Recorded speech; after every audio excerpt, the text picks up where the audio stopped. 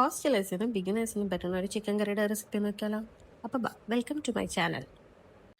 ഒരു 1.5 ഉള്ളി, ഒരു തക്കാളി, വലിയൊരു തക്കാളി കേട്ടോ, പിന്നെ കുറച്ച് ഇഞ്ചി വെളുത്തുള്ളി, പിന്നെ വലിയ ജീരകല്ലേ, അത് മാത്രമാണ് എക്സ്ട്രാ ആയിട്ട് ഇതിൽ കൂട്ടണം. അതൊന്നും ജസ്റ്റ് ചൂടാക്കി പൊടിച്ചെടുക്കാം.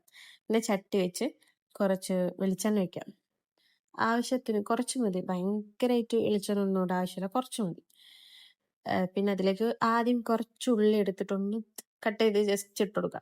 അപ്പോൾ വേറൊരു പ്രത്യേക ഒരു ഫ്ലേവർ വരും. ജസ്റ്റ് ഒരു കളറൊന്ന് ഇത്തിരി ചേഞ്ച് ആയാൽ മതി.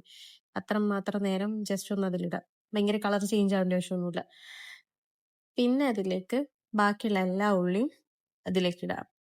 ഒന്ന് അത്യാവശ്യം ഒന്ന് വഴണ്ട് വരുന്ന വരെ വെയിറ്റ് ചെയ്യുക. കുറച്ച് ഉപ്പിട്ട് കുറച്ച് നേരം ഒന്ന് വെയിറ്റ് ചെയ്താൽ ഒന്ന് നന്നായി വഴണ്ടി വരും. അതുവരെ ഒന്ന് കാത്തെടുക്കാം. ഓക്കെ. ഇല്ല, ആക്ച്വലി കുറേ ഉള്ളിയുടെ തക്കാളിയുടെ ആവശ്യമൊന്നുമില്ല. ഒരു 1.5 ഉള്ളി, മീഡിയം സൈസ്, ഒരു വലിയ തക്കാളി, അത്ര മാത്രമേ ഉപയോഗിച്ചുള്ളൂ. ഇനി ഇതിലേക്ക് തക്കാളി ഇടാം.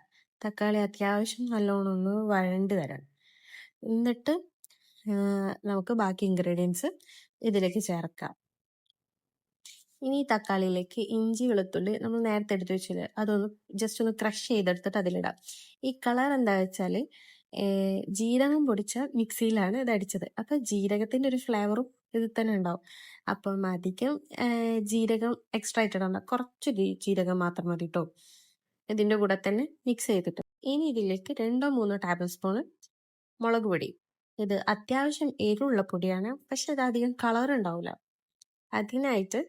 അതിനായിട്ട് കുറച്ച് കാശ്മീരി ചില്ലി, ഒരു 2 ടേബിൾ സ്പൂൺ. 2 ടേബിൾ സ്പൂൺ വേണ്ട, 1.5 ടേബിൾ സ്പൂൺ മതി. ഇനി ഒരു 3 ടീസ്പൂൺ മല്ലിപ്പൊടി ഇത് ഇതിലേക്ക് ആഡ് ചെയ്യുക. ഇത് ആഡ് ചെയ്തിട്ട് പിന്നെ നന്നായി വാട്ടിയെടുക്കണം. അതിൻ്റെ ഒരു പച്ചമണം പോകുന്നത് വരെ വാട്ടാം. ഓക്കെ. ഇനി മഞ്ഞപ്പൊടി ഇട്ട് മറന്നുപോയി, അപ്പം ലാസ്റ്റ് ഇത്തിരി മഞ്ഞപ്പൊടി, ഭയങ്കര ഓവർ മഞ്ഞപ്പൊടി വേണം കേട്ടോ.